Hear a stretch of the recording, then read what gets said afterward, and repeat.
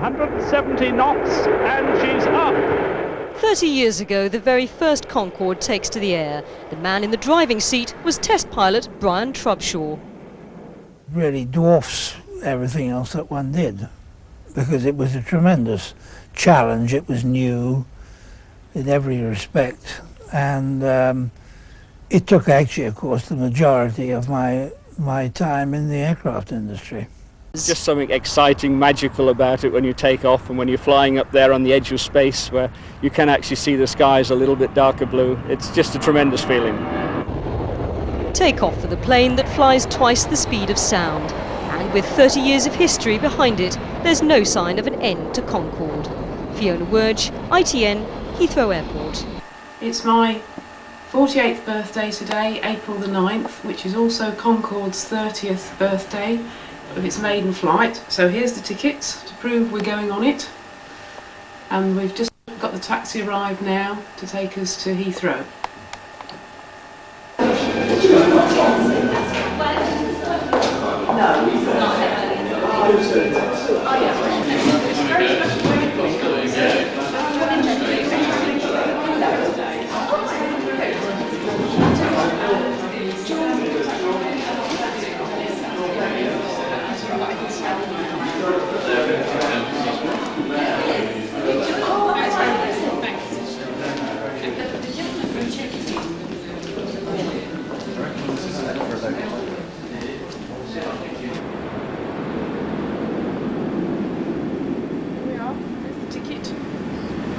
It's actually got my birthday on it. Happy birthday on the boarding pass. That one.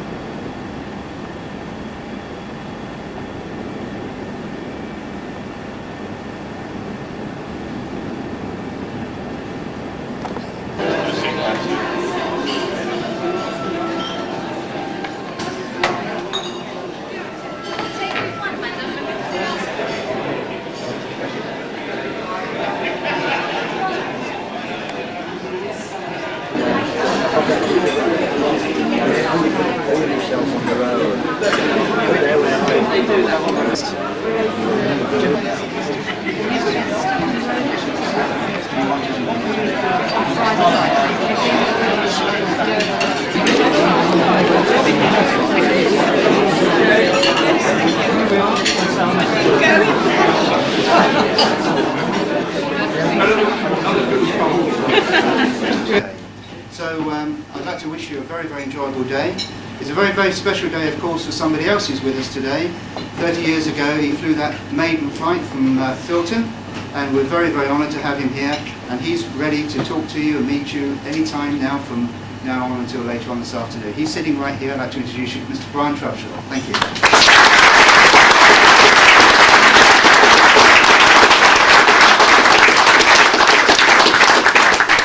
Thank you very much, Colin. Thank you for asking me to be with you today. It is a special day, obviously. 30 years ago, one never believed that 30 years later we'd be sitting here under these circumstances, because we spent the first few years of everybody trying to cancel Concorde, but we made it, and it's very nice to have all of you people with me to commemorate today, and I do hope that you'll enjoy it all. I'm sure you're going to have a good day. It's a shame we can't land at Fairford, but it is rather busy up there at the moment. I would recommend a visit. Exactly friendly territory, you might say. But I hope we have a good time, and I shall be around and pleased to talk and sign and anything else that you want me to do. Thank you. Thank you.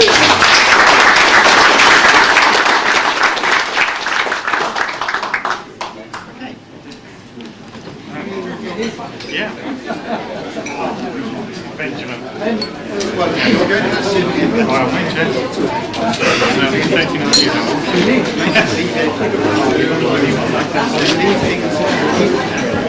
Take a picture of Ben and Jodie.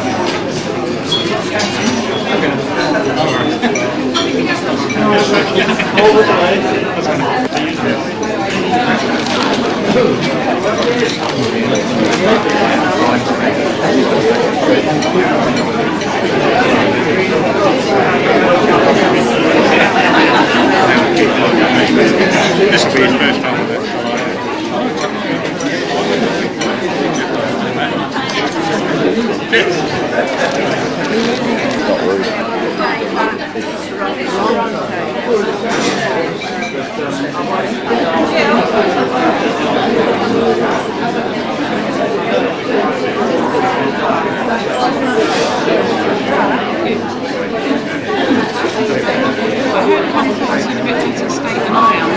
30 years.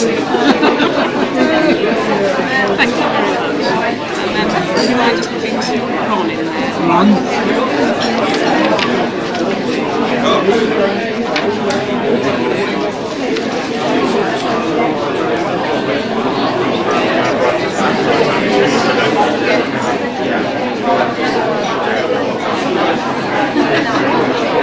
Take a photo, Ron.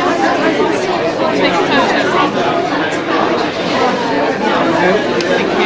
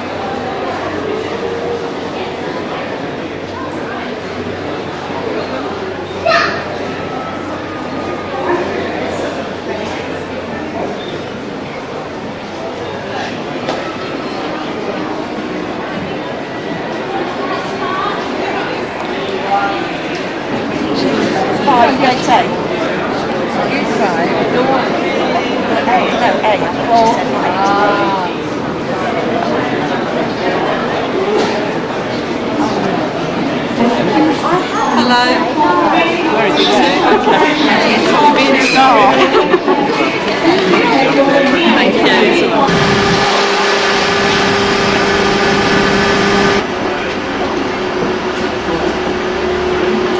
Trip over the step. Mind your head.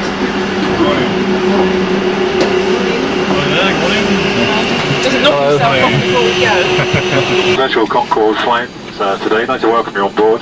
Just like to ask you for your comfort and safety to make sure your hand luggage does not obstruct the aisle. Flagship Concorde on this very special day, the 30th anniversary of the very first flight of the first British constructed Concorde down at Filton. My name is Mike Bannister and I have the great pleasure of being your captain today for these three particularly important flights. It really is memorable to think that on board we not only have Brian Trutchell, of course, the chief test pilot of British Aerospace at the time and the first British pilot to fly Concorde, but also many other distinguished guests, and of course we have every intention of making this a particularly memorable event. First, a word about our original plans to operate through Fairford. I'm sure that you understand, under the current situation and the high utilisation of Fairford as a military base for the United States Air Force operating their B-52s and B-1Bs, it is understandable that we were unable to obtain permission to operate into Fairford today. That in itself is somewhat disappointing, but rest assured we intend to make it all up by making this extremely memorable. First, can I introduce some of the folks that are on board? Brian will be talking to us during the second flight, I believe. Up here with me, we have an extremely large amount of Concorde experience sitting up on the flight deck. Start with the Senior Engineer Officer Roger Brittle, who first flew Concorde in 1975. Jock Lowe, Commercial Manager of Concorde, will be talking to you during the flight. He also first flew the airplane in 1975. Personally, I had the privilege of first flying Concorde in 1977. And our co-pilot, Paul Griffin, is one of the new chaps on the fleet who first flew the airplane 2 years ago. The fact that we are continuing to train a significant number of flight crew is an indication of British Airways' commitment to Concorde now and for the future. We anticipate that the airplane will be flying well into the next century, with a further 30 years of operation by far not being impossible. In fact, yesterday I air tested one of the Concorde fleet, the first one that has had a program done on it to enable it to fly further down the road towards the 20,000 flights that the flight test program covered up until the mid-80s. We anticipate keeping that airplane in service well beyond 2010 and indeed the rest of the fleet for this highly successful aircraft in the British Airways fleet, indeed the British Airways flagship.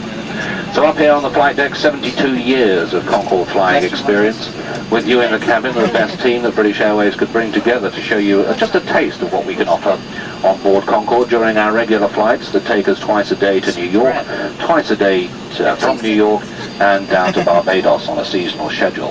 In addition to that, of course, we have an extensive special flight program that has taken us to 249 destinations around the world, 72 of those in the United States of America. The vast majority of those flights are in association with our senior travel partner, Goodwood Travel Flights and Fantasy, and it's a particular pleasure to have Colin Mitchell, their Managing Director, on board with us today. We're just finalising all our various bits and pieces up here before we set underway. Mike Smith is our Cabin Service Director today. He'll be looking after you together with the team. G-BOAA is up here and is going to be giving you some commentary about the flight to make it more interesting and hopefully more enjoyable, more memorable. We're going to be able to offer you the opportunity to visit the flight deck on one of the sectors. We're certainly going to be able to give you signed certificates for commemoration of this particular flight and everything that we could do to make it special. Because it really is a special day. 30 years ago, the most advanced aircraft in the world first took to the air from Filton. One final thought before I leave you. My prime consideration, despite all of this, is your safety. And I ask that you pay particular attention to the cabin crew when they give a demonstration of Concorde safety equipment and procedures, which they'll do shortly after we start pushing back. Sit back, relax, have a great day. We certainly intend to do just that. As you know, modern aircraft is not allowed to take off until it's got on board at least its own weight and paperwork. And we've just finished some of our details here, so the checks will be done very shortly. And then Roger Bricknell, the flight engineer, will start the first two of our 4 Rolls-Royce engines. We then push back, and once we're clear of the stand here, we then start the other 2 engines, and then we'll taxi out for our takeoff.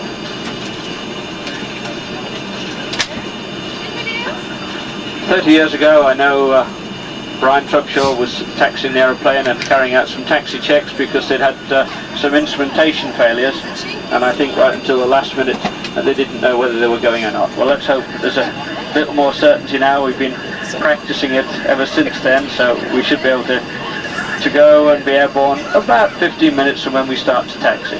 But I'm sure on a day like today, no one is too concerned whether we rush around or actually leisurely take our time so we can enjoy the experience. Concorde, but from the time that Brian Trubshaw first flew the aeroplane on April the 9th, 1969, until it came into service in January 1976, it became the most tested aeroplane. And I think it's worth noting that this was an aeroplane that was being tested in a whole new area. It was not as if there'd been any test flights of similar aircraft before Brian took it up to give any indication of what would happen. So it really was breaking completely new ground. And I think much of the credit for the fact that the aeroplane is still flying regularly, in fact it's flying with more punctuality than it's ever done, is due to the excellent job which the designers and builders did, and also which the test pilots did in ensuring that the aeroplane was just what was needed.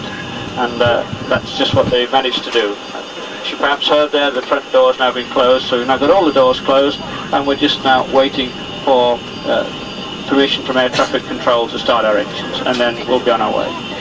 I'll speak to you throughout the flight. I'll give you obviously a lot more data and information than you'd be used to on a normal scheduled flight, but I do hope you enjoyed, and we'll also manage somehow or other to get everybody a quick visit to the flight deck.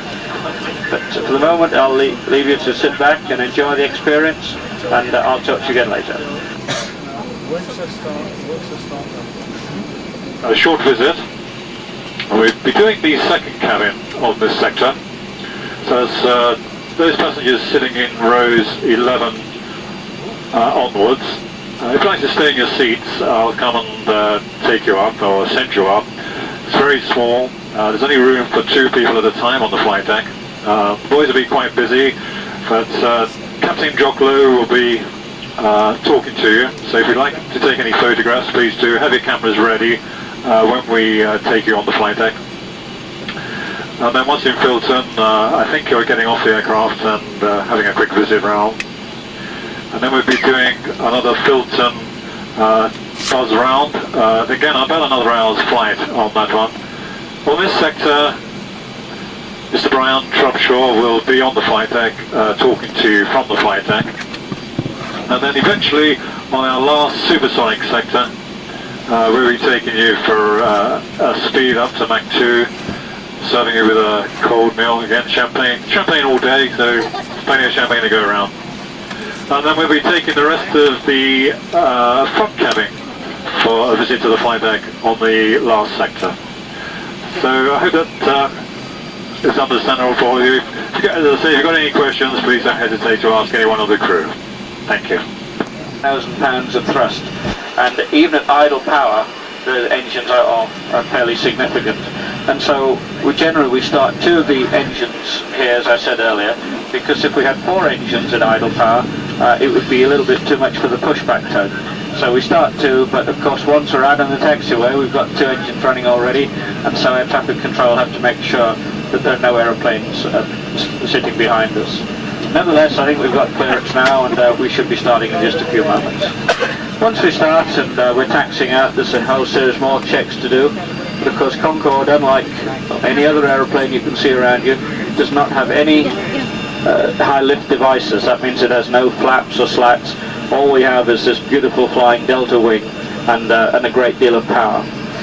But still, we have to move fuel around. We have to make sure that temperature is comfortable for you. And the flight engineer here, Roger, he has as you will see when you come to the flight deck, quite a maze of switches and dials. Overall on the flight deck there are over 3,000 switches, knobs, dials and indicators, and when you do the course, which takes us 6 months, we have to learn all of those and know what they do and how they interact. But as you will see, Roger's got most of the switches, and he's just started the first engine, number 3 engine, which is what we start on the stand. The electrics from the aeroplane are now kicked in, and so we're now under our own power, and very shortly the second engine will be on its way. We're now switching on the hydraulic power, which is all working properly, and meanwhile Captain Bannister, Mike Bannister, will be checking the flying controls. So if you're sitting there in the back of the aeroplane, in the next few moments you'll see the flying controls, the elevons on the wing, not ailerons, elevons, which do both pitch and roll. They will start to move up and down as Mike checks them all. So very shortly there'll be a second generator online. That's quite important because that allows us to have our cup of tea made very quickly. And meanwhile the air conditioning system is also working so that we keep the pressurization of the aeroplane at the right level. Quite interesting to note that when we fly up to 60,000 feet, the cabin altitude inside where you are, where we will all be, is only 6,000 feet, whereas so it's like being up a 6,000 foot mountain. Whereas the jumbos, they go up to 8,000 feet, so they are a slightly less pleasant environment for passengers. But obviously the task that the air conditioning and pressurization system has on Concorde is much more significant. Because not only does it have to cope with cold air down at low level altitude, once we go supersonic, the whole aeroplane heats up as the aeroplane is pushed through the air at twice the speed of sound. And that also applies to the air coming in. So you really would not be too happy sitting here in temperatures of 120 degrees Celsius or more. So we have to cool the air down as well as heat it up in the early parts of the flight. So it's a marvellous system. And the other thing which is beginning to happen now that the second engine is running is that the fuel has been pumped around the aeroplane to get it all in the right place, so the centre of gravity is right for our takeoff. Meanwhile, you've been watching the controls, I'm sure, and they're going up and down at quite a rate as Mike fully functions what they're doing. So we're pushing back now, and very shortly we will be starting the other 2 engines, and here we are on our anniversary birthday flight. Crews which have also come along just to mark this occasion. They're standing there in their yellow jackets, so if you're sitting by the window on the right hand side, let's have a big smile for anyone that watches you. First production aircraft. The aeroplanes that we have in British Airways go B-O-A-A, A-B, A-C, A-D, right down to AG, Alpha Golf. And the reason for that is that the third aeroplane, which actually was the first one that was delivered to us, although it wasn't the first aeroplane, was G-BOAA, which was the company which originally ordered the first Concordes. So we're on Alpha today, which is the first one, and it's been flying about 1,000 hours a year since we took delivery of it in 1976. In fact, this one came at the end of 75. So it's done roughly 1,000 hours a year. You can work it out times 22,000 hours, and that means that the aeroplanes are just about to come round for their second major check, as it's called. It happens every 12,000 hours. So we've done one a few years ago, and these aeroplanes are now coming around for the second look. But the aeroplane was originally designed to do 24,000 cycles. That means 24,000 flights, take off to supersonic flight and a landing. And at the moment, the lead aeroplane, which is possibly this one, it varies from month to month as we do more flying on one. The lead aeroplane has done about 7,000 sectors. So as you can see, we've still got theoretically another 17,000 cycles to go. So that's 2.5 times the length it's already been flying. So for us, that means about another 55 years, which I think should keep most of us happy. The aeroplane really is a marvellous technological achievement. As I said again earlier, a lot of it is really down to the expertise of the test pilots who took it up and insisted that the systems were right. There shows details of escape routes, oxygen masks and life jackets. It also shows the bracing position which you must adopt in emergency landing. Emergency exits are on both sides of the aircraft. They're clearly marked and being pointed out to you now. There are 2 at the rear of the aircraft and 2 at the front of each cabin section. Please take a moment now to locate the exit nearest you, keeping in mind that the nearest useful exit may be behind you. Additional lighting will be provided in the aisles at floor level to help you find your way to these exits. In the unlikely event of having to use an escape slide, leave all hand baggage behind. Ladies remove high heel shoes as they may tear the slide.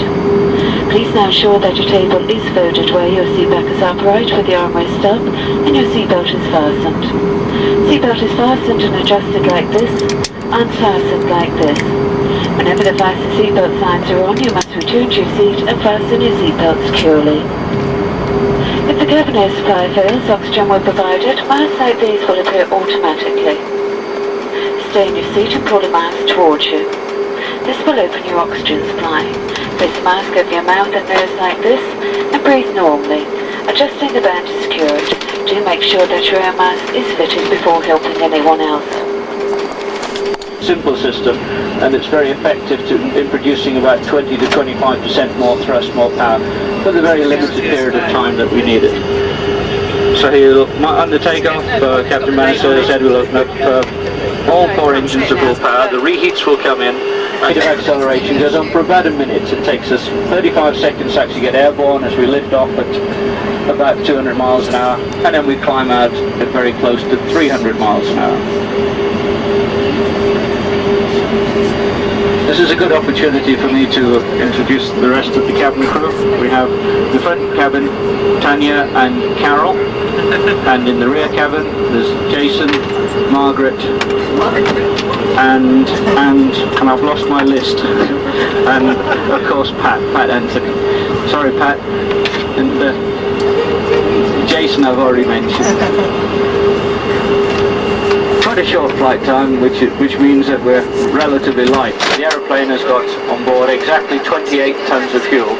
It's normally on a transatlantic flight it carries 95 tons of fuel, so we're quite a lot lighter than our maximum, which will produce these rates of acceleration that I talked about. So we're just about to line up on the runway now. There's one aeroplane about to take off with British Airways 757, I think it is, on the left. There's a British Midland aeroplane, and then it will be our turn to go. And as we start, I'll just call out some of the speeds. It's a little noisy with the all 4 engines roaring away, but I'm sure you'll still be able to hear. So about 1.5 minutes now to take off. Speeds at 300 miles an hour. Well, we have to reduce the noise to the local community, particularly those people that live in Windsor. So just less than 1 minute you'll feel the power reduce and the afterburners go out and the aircraft nose up attitude, pitch of the attitude will decrease so that we can keep the speed at the right level. 250 knots it is, it's 280 miles an hour. So you may notice and feel that change in the engine noise and the pitch, but it's all quite normal for us. And then as we fly out over southwest England, past Reading and Swindon on our way to Bristol, slowly we'll put the power back on for the climb.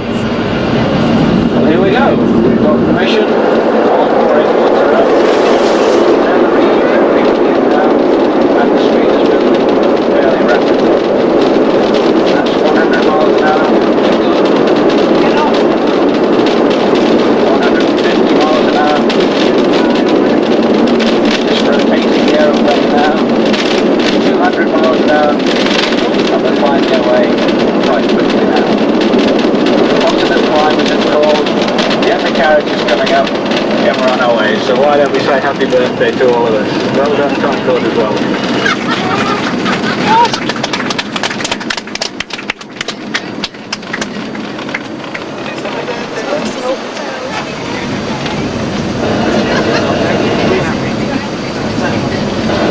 300 miles an hour, 2,500 feet, and we're just going to do a little left turn so that we avoid flying over the centre of Winchester. So I hope you enjoyed that. If it was your first time, and if it wasn't, still these very lightweight takeoffs are tremendous fun. Setting, which is still as quick as subsonic aeroplanes normally achieve. But we are trying to balance off height, which reduces the noise to the people underneath, along with the power on the engines, which increases the noise. So we climb up reasonably quickly to 6,000 feet, which is the height that we climb over Reading, and then generally we accelerate and climb up to 400 knots, which is about 450, 460 miles an hour, which is our normal cruising speed. So we will have to stop the climb shortly because we're already approaching 15,000 feet. And unless air traffic control clears for higher, then we'll have to push the aeroplane over and level out. That's unfortunately just what's happening. Out of 10,500 feet and just beginning to level out now, which may well be our final altitude of 15,000. All the aircraft systems are now working. The fuel is moving back down to keep the centre of gravity in the right place. The temperature, I trust, is to your liking. And all the rest of the systems here are absolutely fine. So now we'll sit at our cruising altitude for just a few moments before we begin our descent into Bristol, into Tilton.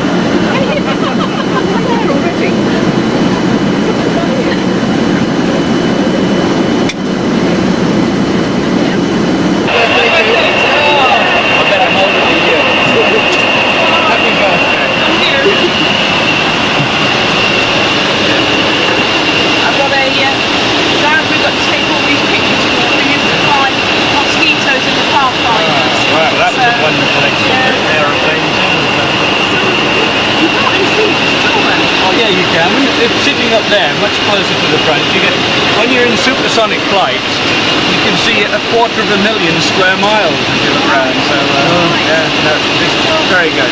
I thought the nose came up and blocked your view in supersonic flight. No, it's flight. up. No, that was the very first prototype. Everyone after that had a glass visor. Oh, I see. It's funny how that impression has lasted. So the nose is up, even though you're not supersonic? Yeah. Oh yeah, we bring it up as soon as we clear up the airport. Oh right. Well, I think they're queuing up behind you. Yeah, well, thank you very much. Here we are. How high up are we? 15,000 feet. 15,000 feet. And having a very happy day. Get warm.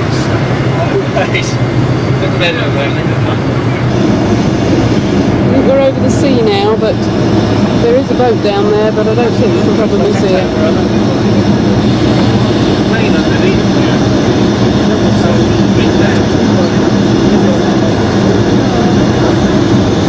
Towards Land's End, some excellent view of the Cornish coast down to the left-hand side.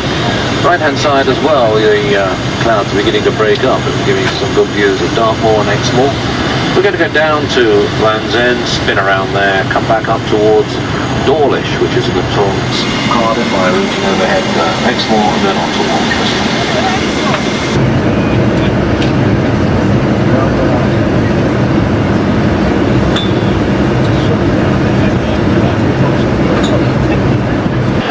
series of left turns until we come back in for the landing in about 5 minutes' time.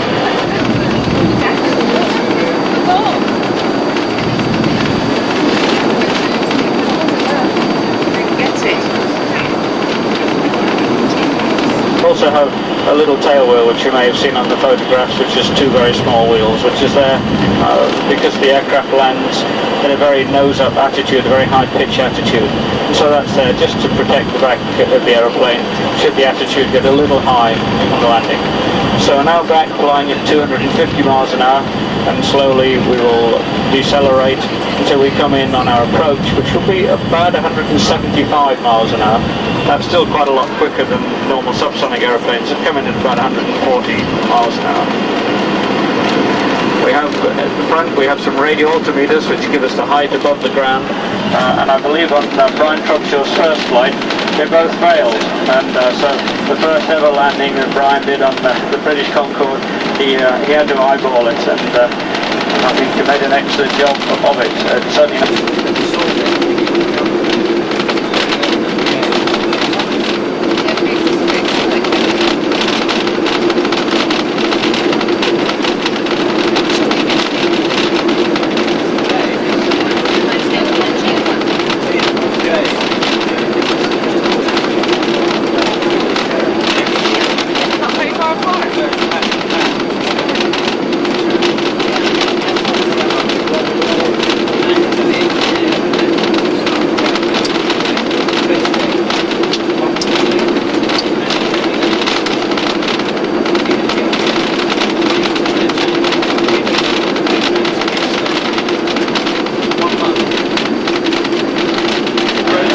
At 400 feet now, this is what's called our decision height. We're carrying on to land, we can see the runway very clearly. 300 feet, 200 feet, see the high nose up attitude of the aeroplane now. 100 feet, 50, 40, 30, 20, 50 feet, slowly approaching the touchdown.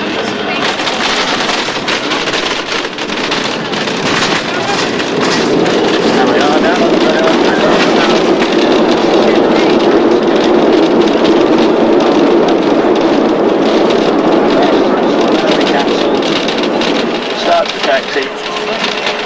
And that's it. We're down on the ground at Filton. I hope you enjoy that whole experience. So now going to turn the aeroplane around on the runway. It's a very wide runway here at Bristol, twice as wide as normal. And then we'll taxi back in and park the aeroplane.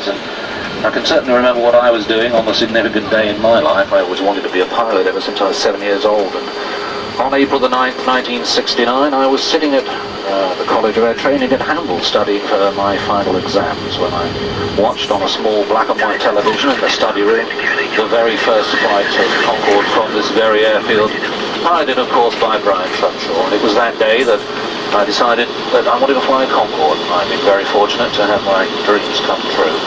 Perhaps for many of you there are particular memories triggered by that particular day. One memory that I'm sure Jock Lowe has is that on that particular day, 30 years ago, it was his 25th birthday, because today is Jock's 50th birthday. So may I wish him many happy returns. Wish you a great day here. We've got lots of special things lined up for you. Back on the park pad in just a few moments' time. And we'll take it from there. The weather's improving, the day's getting better. We're going to have a great time. Thank you. Taxiing right down the runway. If you look out on the right hand side, you can see all the thousands of people that have turned out to arrive on the stand.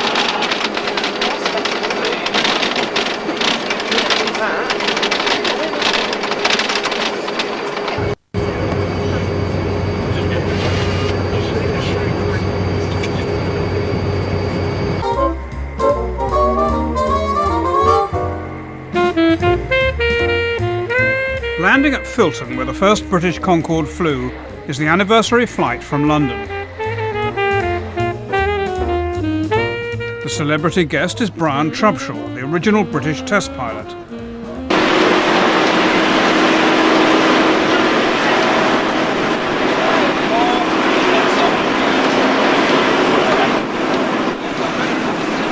Hello. Give us a shout, we'll do them for you.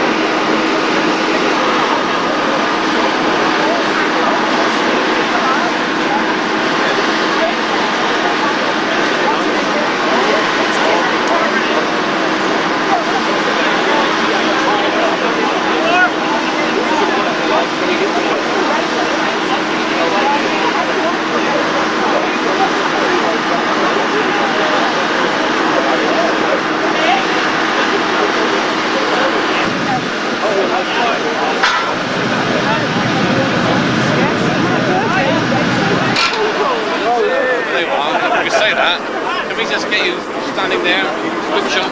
Yeah. Oh right, you can take a shot of this beam. Enjoyed your flight today? What's different about this flight? What's special about it? Speed. Lovely control on that.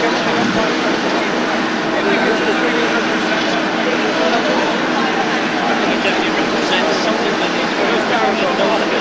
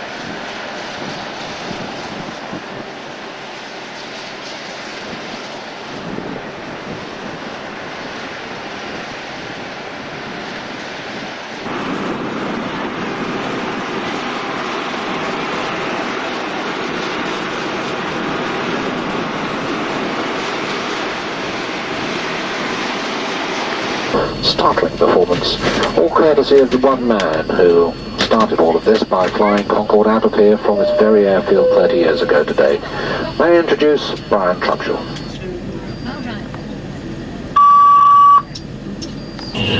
Ladies and gentlemen, We're just about to push back now, be on our way again. Would you please ensure your seatbelts are fastened, your chair backs are in the upright position, and the table in front of you is stowed. Thank you.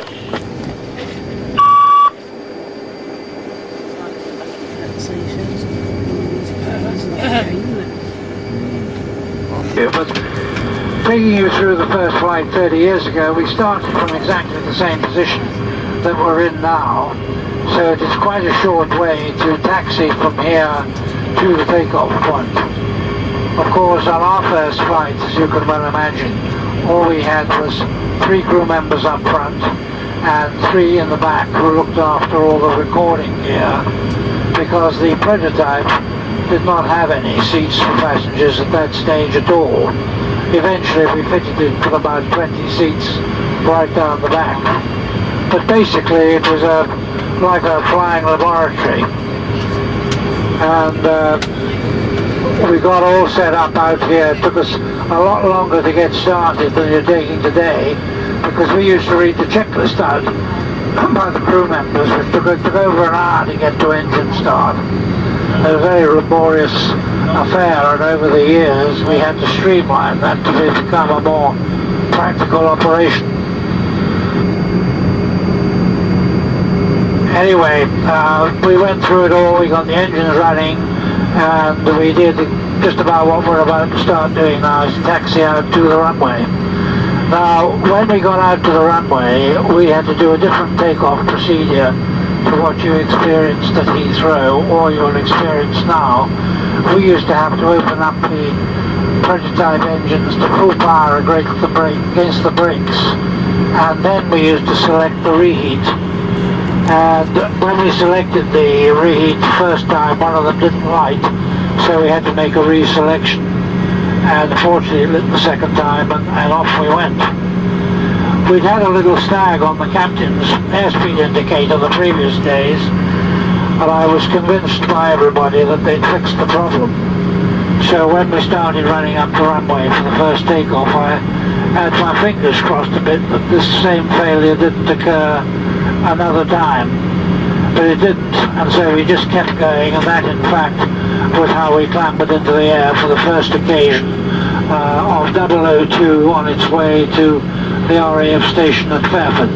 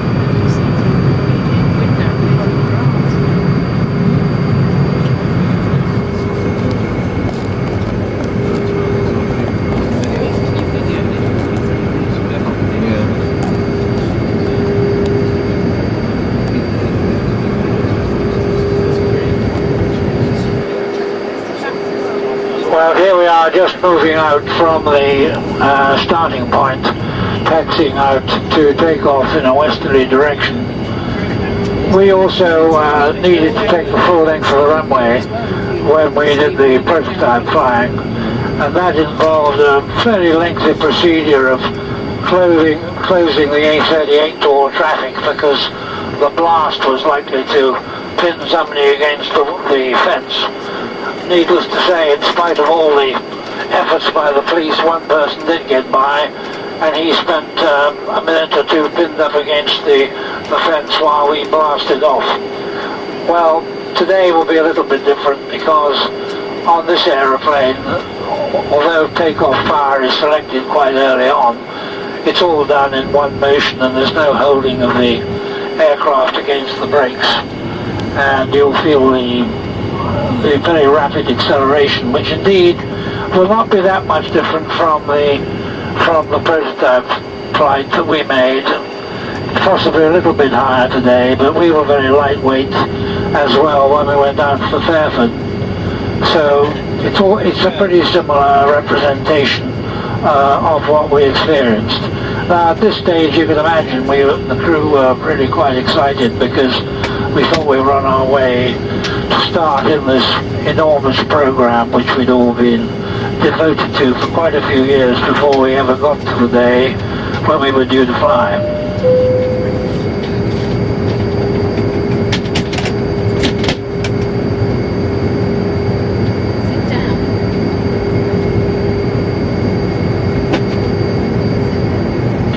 Cabin crew seats for takeoff, please.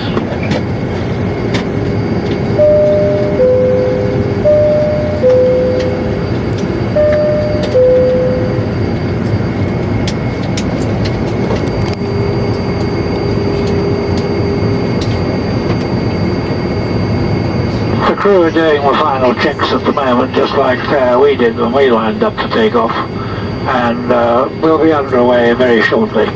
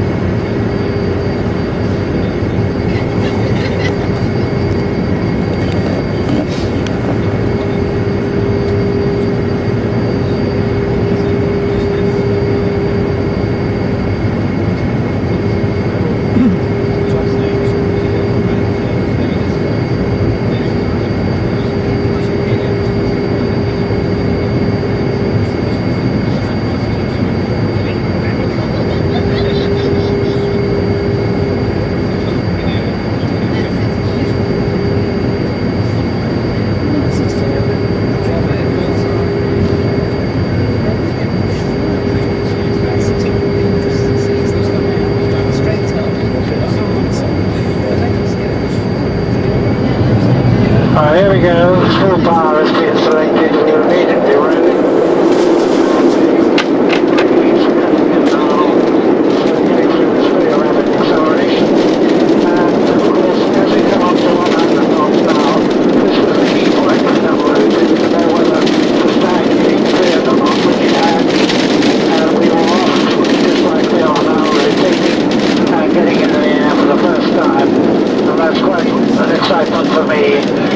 The aeroplane has just taken off, and we did the same thing 30 years ago.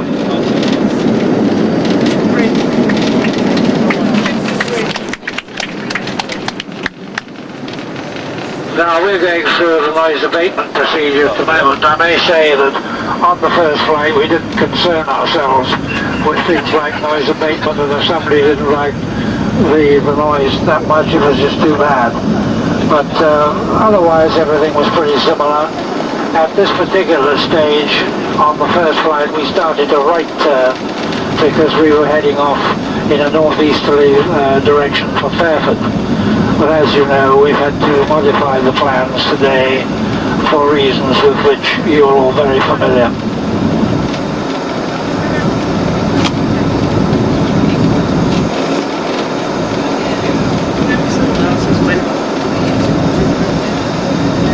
The other difference, of course, which a very major one, is that on the production aeroplane like this, the nose visor has now been raised, whereas we kept it down on the prototype, because the prototype had the most, what I regarded as a miserable affair of a metal visor, and you only could actually see through a little peephole when you looked out.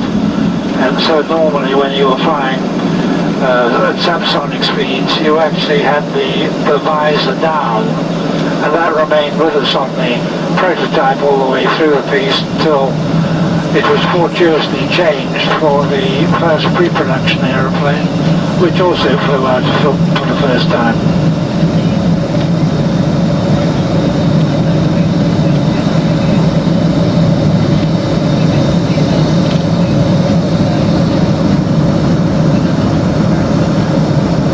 Now, of course, on 002's flight, you can imagine this was quite an occasion for everybody on board, because it was a new venture, and everybody, I think, in their own quiet way, and we were quite quiet, and we were a fairly disciplined operation we had up front here.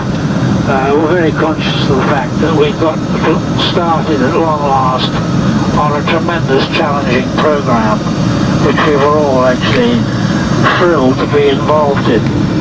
And it is very remarkable how things have developed over the years, and I've seen the whole evolution of this excellent operation which British Airways do with Concorde.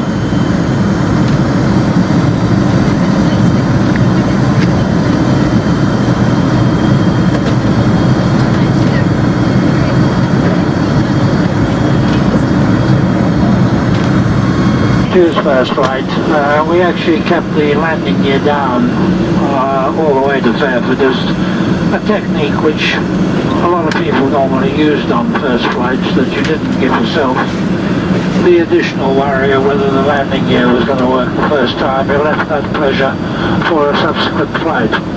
And so we kept it down all the way to Fairford. We didn't do many tests on the way. It was just really a general assessment, and I talked to the crew quite a bit just to make sure that everybody was comfortable in their work, felt confident that we were all doing our stuff properly.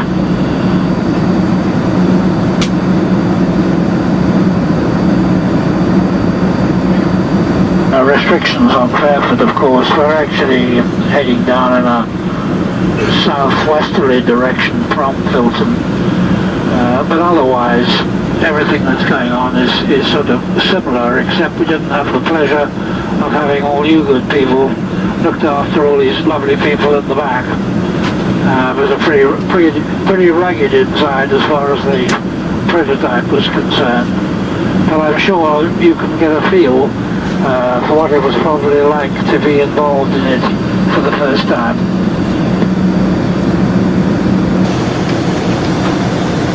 Steward trying to uncork all the champagne bottles and pour the champagne out, so they don't have very salubrious working conditions.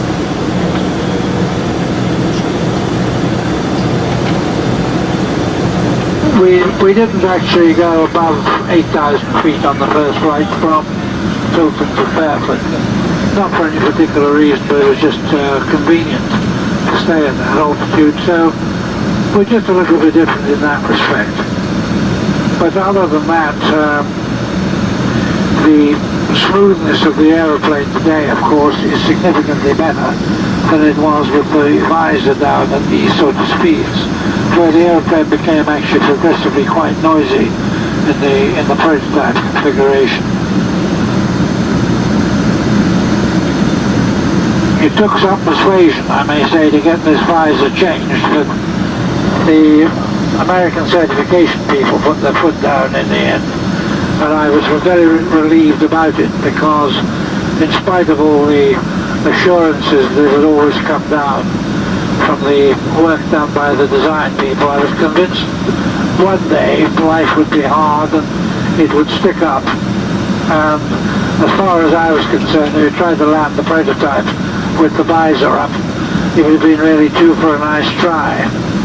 Whereas with this transparent visor, you can actually make landings perfectly satisfactorily with the visor up.